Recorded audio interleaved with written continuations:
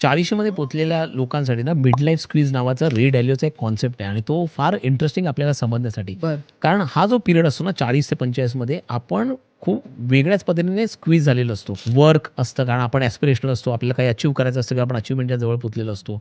आपली मुलं असतात, त्या मुलं जास्त टाइम डिमांड करतात आपल्याकडनं, त्यांची डेव्हलपमेंट इम्पॉर्टंट असते. एलिंग पेरेंट्स असतात, त्यांची जबाबदारी आपल्यावर असते आणि कॅश फ्लो वाईज सगळ्यात जास्त बिल्स आपले जे असतात EMIचे जे चाललेले असतात, हे सगळ्यांमधनं ना आपण स्क्वीज व्हायला लागतो आणि आपण इतके लहानही नसतो की आपण केअरलेसली विचार करू शकतो, इतके मोठे नाही की आपण मजा करू शकतो.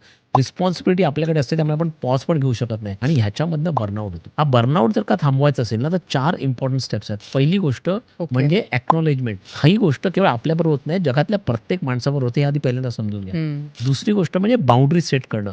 तुम्ही आता एक बाउंड्री सेट करायला सुरुवात करा. नाही बोलायला शिका. काही गोष्टींना तुम्ही अव्हॉइड करू शकता, त्या गरजेने करा. तिसरी गोष्ट म्हणजे प्लॅन करा. तुमच्या हेल्दी हॅबिट्स असतील, तुमच्या ईटिंग हॅबिट्स असतील, वर्कआउट्स असतील, या सगळ्या गोष्टी, कामाची वेळ असतील, ह्या प्लॅन करायला शिका.